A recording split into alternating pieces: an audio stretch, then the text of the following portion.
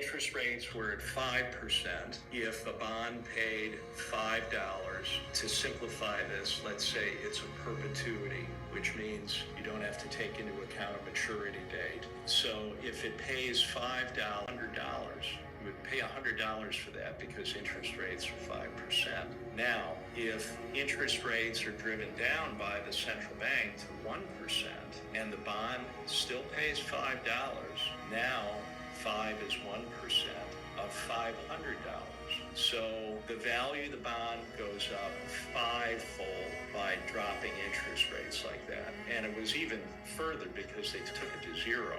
So this is the source of the bubble, the financial bubble that we've experienced, the everything bubble, as some people call it. And the entire financial system is basically a perpetuity. So everything is based on discounting cash flows. So all real estate, the entire stock market is based on discounting back theoretical future cash flows from companies, as well as bonds. Now, if you do a round trip on this and you take interest rates back from 1% back to over 5%, which is something like what has happened here, you reverse the entire thing and you have an 80% fall in value of everything. All commercial real estate, the stock market, everything. Now imagine what happens to you if you own these things on leverage, if you borrowed to own these things. That's the problem. So the entire run-up, the entire bubble was artificial, and